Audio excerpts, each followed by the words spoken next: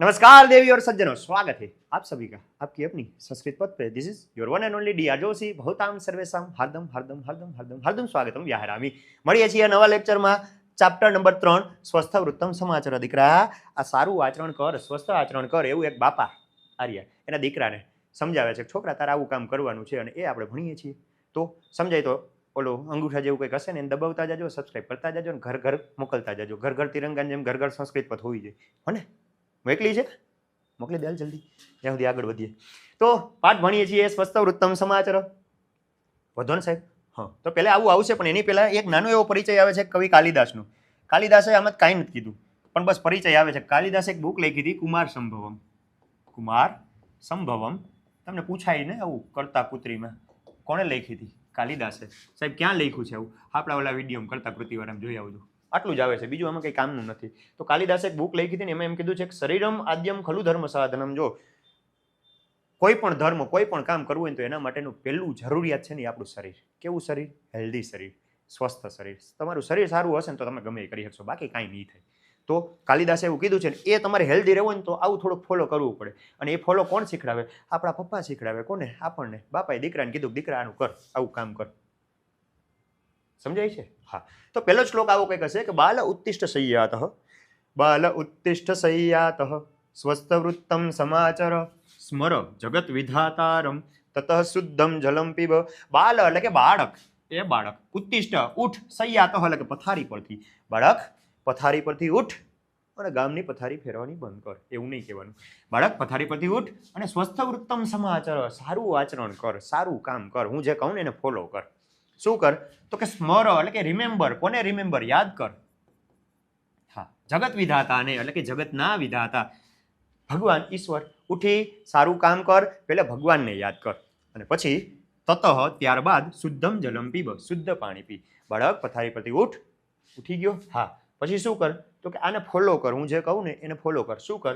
તો કે ભગવાનને યાદ કર, remember the creator of world, ભગવાન, એને યાદ કર। અને શુદ્ધમ જલમ પીવ, ડ્રિંક પ્યોર વોટર, પાણી પી, શુદ્ધ પાણી પી। ઉઠીને સવારમાં પાણી પીવું જોઈએ। પાણી પીવાથી શું થાય? ઘણા ફાયદા થાય। શું ફાયદા થાય એ તમને ખબર, મને શું ખબર? થાય છે પેટ ચોખ્ખું થાય, મુખ ઉપર તેજ આવે, શરીરને લગતા ઘણા બધા રોગો દૂર થાય। કેમ કે એમ કહે છે કે કોઈ પણ રોગનું મૂળ આપણું પેટ છે। જો પેટ ચોખ્ખું તો કાંઈ તકલીફ નહીં, પેટ બગડ્યું તો બધું બગડે। એટલે પેટને ચોખ્ખું રાખવું તો સવારમાં ઉઠી બ્રશ કર્યા વગર નરણા કોઠે ગઈઢા કહેતા પાણી પીઓ। એનું કારણ આ હતું। તો સવાર ઉઠીને ડાયરેક્ટ પાણી પીઓ। પાણી પી લીધું પછી શું કર? બીજો શ્લોક ભણ। સતમ પદાની નિષ્ક્રમ્ય શૌચાર્થમ ગચ્છ સત્વરમ। સતમ એટલે કે 100 ઓનલી, 100 ડગલા, ગણીને નહીં પણ આશરે। પદાની એટલે કે સ્ટેપ, ડગલા, નિષ્ક્રમ્ય નીકળીને, ચાલીને, 100 ડગલા ચાલીને, શૌચાર્થમ સત્વરમ ગચ્છ, શૌચાર્થમ એટલે કે શૌચ ક્રિયા માટે, સત્વરમ એટલે કે ઝડપથી, ગચ્છ એટલે કે જા। પાણી પી, 100 ડગલા ચાલી અને ઝડપથી શૌચ ક્રિયા માટે જા, ટોયલેટ જા। પછી તો કે ભૂલ્યા વગર શું? ફેની લેનો એટલે કે સાબુ વડે, એટલે ભૂલાઈ ગયું, 100 ડગલા ચાલી લીધું, શૌચ ક્રિયા માટે જા, ગયો। હવે તો કે ફેની લેનો એટલે કે સાબુ વડે, કરવ કૃત્વા શુદ્ધવ, કર એટલે કે હાથ, કૃત્વા એટલે કે કરીને, શુદ્ધ એટલે કે શુદ્ધ, સાબુ વડે હાથ શુદ્ધ કરીને શું કર સાહેબ?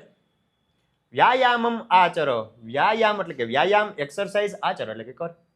ત્યારબાદ 100 ડગલા ચાલી, શૌચક્રિયા માટે જા, સાબુ વડે હાથ ધો અને વ્યાયામ કર। સમજ में આવતા હે? પહેલા તો વાત કરી બાળક સ્વસ્થ આચરણ કર, ભગવાનને યાદ કર, શુદ્ધ પાણી પી, 100 ડગલા ચાલી, શૌચક્રિયા માટે જા, સાબુ વડે હાથ ધો અને એક્સરસાઇઝ, કસરત કર, વ્યાયામ કર। કરી નાખી? હા, તો આગળ વધો। તૈલમ મર્દય કાયેત્વમ તતઃ સ્નાનમ સમાચર। તૈલમ એટલે કે ઓઇલ, મર્દય માલિશ કર, ઓઇલ મસાજ, કાય એટલે કે શરીર પર, ત્વમ એટલે કે તું તેલ વડે શરીર પર માલિશ કર, અને તતઃ એટલે કે ત્યારબાદ સ્નાનમ સમાચર, સ્નાન કર। શરીરમાં તેલથી માલિશ કર અને સ્નાનમ સમાચર એટલે કે સ્નાન કર, સ્નાન કર। યથાવિધિ જલેન એવ, વિધિપૂર્વક પાણી વડે, વસ્ત્રમ એટલે કે વસ્ત્રો, સ્વીયમ એટલે કે પોતાનું, પ્રધાવય એટલે કે ધો, ત્યારબાદ પોતાના વસ્ત્ર જાતે તું ધો, ઘરના ઉપર નહીં નાખી દેવાનું, હાથે ધોઈ નાખવાના। શરીર પર તેલથી માલિશ કર, સ્નાન કર, સ્નાન કરી અને વિધિપૂર્વક પોતાના કપડાં જાતે ધો। ઓકે, આગળ વધતે હે। શું કહે છે અર્થ? શરીર પર તેલનું માલિશ કર, પછી સ્નાન કર, પાણી વડે વિધિપૂર્વક પોતાનું વસ્ત્ર બરાબર ધો। સાહેબ ધોવાઈ ગયું, હવે કહું છું પૂર્વાભિમુખમ આસીનઃ, પૂર્વ અભિમુખમ આસીનઃ, પૂર્વ એટલે કે પૂર્વ તરફ, અભિમુખ એટલે કે ફેસ રાખીને બેઠેલો, આસીનઃ એટલે કે બેઠેલો, પૂર્વ તરફ મુખ રાખીને બેસેલો, સંધ્યા વિધિમ કુરુ એટલે કે સંધ્યા વિધિ કરવી, પૂર્વ તરફ ફેસ રાખી મોઢું રાખી અને સંધ્યા વિધિ કરવી. વંદસ્વ વંદન કરવા, પિતરો માતા પિતાને, નિત્યમ એટલે કે હંમેશા માતા પિતાને પ્રણામ કર. અને પ્રાતઃ આસમ અસાન ચ, પ્રાતઃ એટલે કે સવારનું, સંધિ છૂટી પડે એટલે કે આસમ એટલે કે નાસ્તો, અસાન એટલે ખા, ઈટી લે જમી લે. બાળક પૂર્વ તરફ મુખ રાખીને બેસ અને શું કર? સંધ્યા વિધિ કર. સંધ્યા વિધિ કર પછી માતા પિતાને પ્રણામ કર.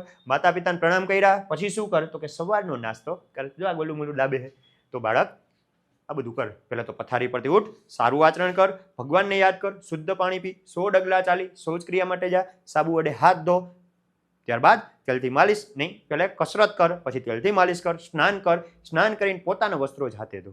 ધોઈ લીધા પછી તો કે પૂર્વ તરફ મોઢું રાખીને બેસ, સંધ્યા વિધિ કર, માતા પિતાને પ્રણામ કર અને સવારનો નાસ્તો કર. થઈ ગયો? હા સાહેબ થઈ ગયો. ચાલો સવારનો નાસ્તો કર. પછી તો કે પાઠશાલામ સમમ મિત્રૈહિ, પાઠશાલા એટલે કે શાળાએ, સમમ એટલે કે સાથે, સમમ એટલે શું થાય? સાથે, મિત્રૈહિ એટલે કે મિત્રોની, ગચ્છ જા, અને પાઠમ પઠ પાઠ ભણ. પાઠશાળાએ તારા મિત્રો સાથે જા અને પાઠ ભણ. એવમ સમાધિસત, એવો ઉપદેશ આપ્યો. પુત્રમ એટલે કે પુત્રને, આવો ઉપદેશ પુત્રને આપ્યો. કોણે આપ્યો? તાતઃ એટલે કે પિતાએ. પણ કેવા પિતાએ? તો કે પુત્ર હિતે રત, પુત્રના હિતમાં લાગેલા છે, પુત્રના હિતમાં રત છે, અથવા તો પુત્રના હિતમાં મગ્ન છે. જે સતત પોતાના દીકરાનું હિત વિચારતા હોય ને એવા બાપા, એવા પિતા પોતાના દીકરાને આવો ઉપદેશ આપે, દીકરા આમ કર. સમજ રહ્યો? આગળ વધીએ. મિત્રો સાથે શાળાએ જાન, પાઠ વાંચ. આ પ્રમાણે પુત્રના હિતમાં મગ્ન પિતાએ પુત્રને ઉપદેશ આપ્યો.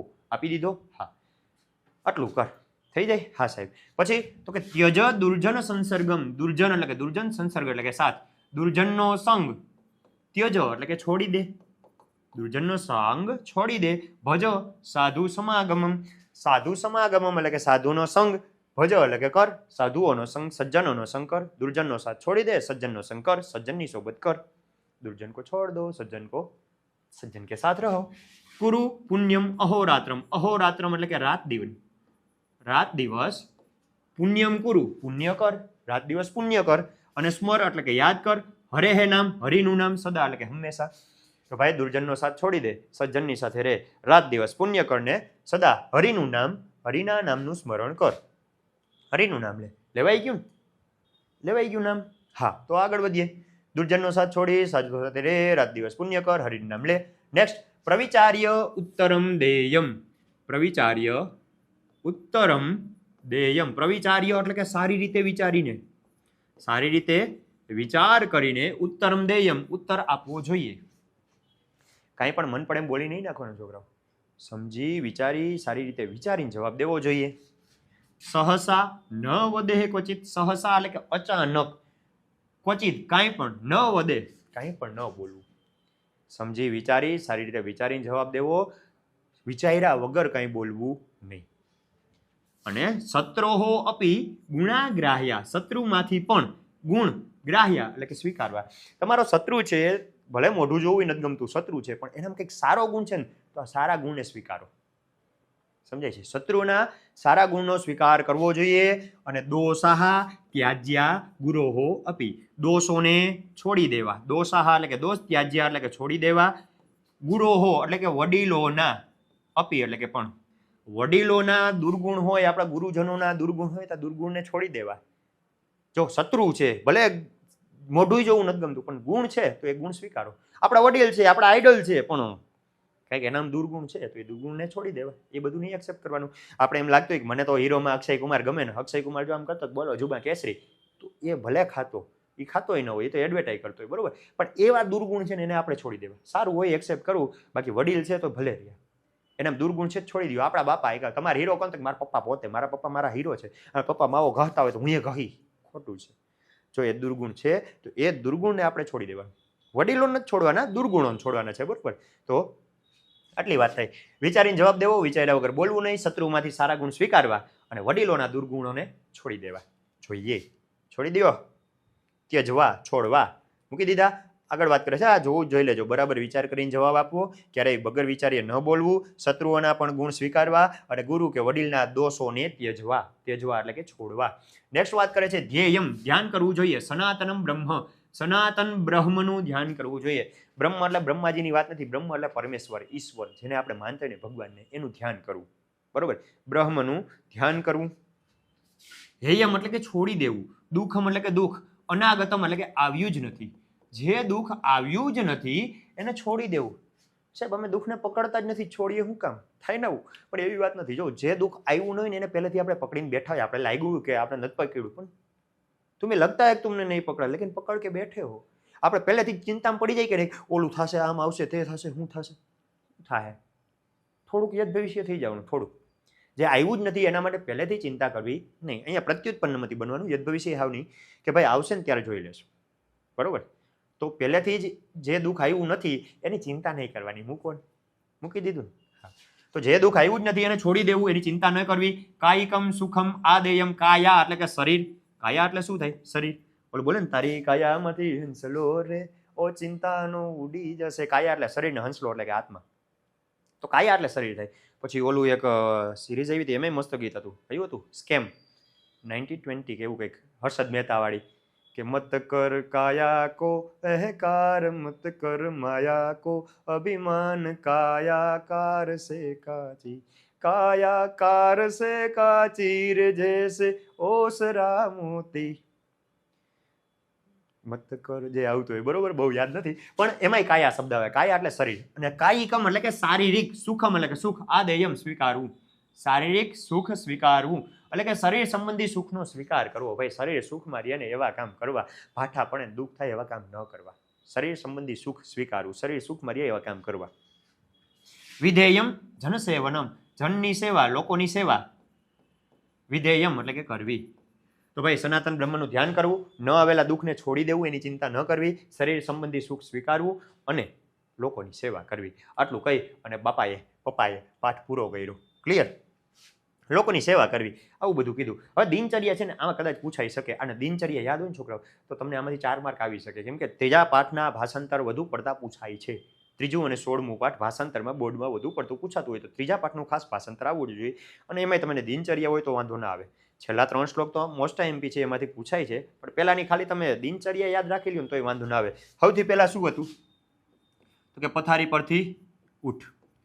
પથારી પરથી ઉઠો ભાઈ, તો કે હા. પછી સ્વસ્થ આચરણ કર. સ્વસ્થ આચરણ કરી લીધું. હા. પછી તો કે હવે ઉઠો ને સ્વસ્થ આચરણ કર, પણ સ્વસ્થ આચરણમાં શું કરવું? તો કે ભગવાનને યાદ કર. પહેલા ઈશ્વરને, જગતના વિધાતાને યાદ કર. સાહેબ યાદ કરી લીધા, હવે તો કે એને યાદ કરીને હવે શુદ્ધ પાણી પી. શુદ્ધ પાણી પીને પછી તો કે શુદ્ધ પાણી પીધું હોય ને, પેટમાં ગયું ને, તો કે હા હવે પેટમાં એ ચોખ્ખું થાય એટલા માટે 100 ડગલા ચાલ. ચાલ્યો, તો કે હા ચાલ્યો ને હવે પેટ બધું આમ આડું ઉડું થઈ ગયું, હલક ડોલક થઈ ગયું અને બધું આવી ગયું છે એક જગ્યાએ, એટલે કે હવે શૌચ ક્રિયા માટે ટોયલેટ તું જા. જઈ પછી તો કે પછી કહેવાનું થોડું હોય, હાથ ધોઈ નાખ સાબુ વડે. સાબુ વડે હાથ ધો. પછી સાબુ વડે હાથે ધોઈ નાખે કે હા હવે તું છે ને ભાઈ કસરત કર, વ્યાયામ કર. કસરતે કરી લીધી, હાલો હવે તો કે કસરત કરી લીધી, તો કે હા તો હવે તેલ વડે માલિશ કર.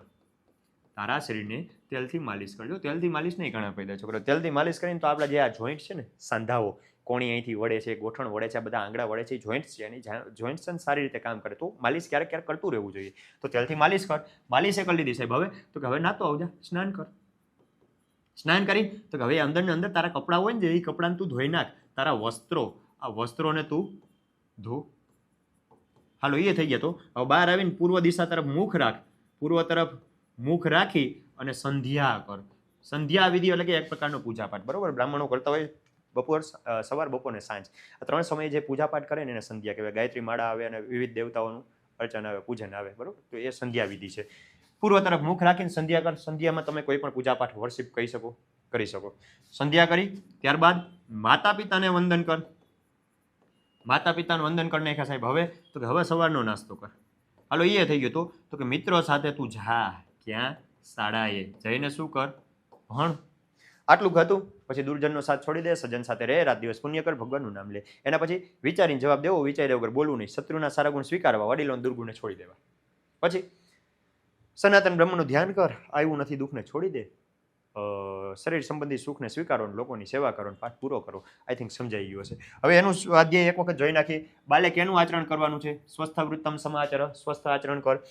શું કરીને પછી સ્નાન કરવું? તો કે પહેલા તેલથી માલિશ કરીને પછી સ્નાન કરવું. તું મિત્રોની સમમ એટલે કે સાથે જા, મિત્રોની સાથે જવાનું. પરિતઃ ચારે બાજુ, ઋતે એટલે માટે, પુરતઃ એટલે કે ગ્રામસ્ય પુરતઃ આગળની તરફ કેવું કે કરતા હોય, બરોબર. પણ આપણે મિત્રોની સાથે જવાનું છે એટલે કે સમમ. પરિતઃ ચારે બાજુ, પુરતઃ એટલે કે પહેલા, એવું કંઈક થાય. શત્રોરપી ગુણાગ્રાહ્ય, શત્રુઓમાંથી ગુણ સ્વીકારવા. જનેહિ કિમ દેયમ, માણસે કેનું ધ્યાન કરવાનું? બ્રહ્મનું ધ્યાન કરવાનું. કઈ બાજુ જોઈને સંધ્યાવિધિ કરવાની? પૂર્વ તરફ મુખ રાખીને, પૂર્વાભિમુખ થઈને સંધ્યાવિધિ કરવાની. થઈ ગઈ. પછી પ્રાતઃ કાલે કમ સ્મરત, સવારે કોને યાદ કરવાના? જગત વિધાતારમ, જગતના વિધાતાને યાદ કરવાના. આ કમની જગ્યાએ શું લખી નાખવાનું? જગત વિધાતારમ. કીદૃશમ જલમ પીબેત, કેવું પાણી પીવાય? છોકરોએ કહી દે સાહેબ શુદ્ધમ જલમ પીબેત, શુદ્ધ પાણી પીવું. એના પછી કેવા પિતાએ પુત્રને ઉપદેશ આપ્યો? તો કે પુત્રના હિતમાં રત હોય એવા, એટલે કે પુત્ર હિતે રતઃ, પુત્રના હિતમાં રત હોય ને છોકરાઓ, હરખું લખી નાખું. તમે કહો સાહેબ હરખા અક્ષર કરો, બાકી અમારા માર્ક ન કાપો. એટલે કેવો પિતા? તો કે પુત્ર હિતે એટલે કે હિતમાં, રતઃ જે મગ્ન છે, રથ છે, પુત્ર હિતે રતઃ, એવા પિતાએ પુત્રને ઉપદેશ આપ્યો. કોનો સંગ છોડવો? કોનો સંગ છોડી દેવો?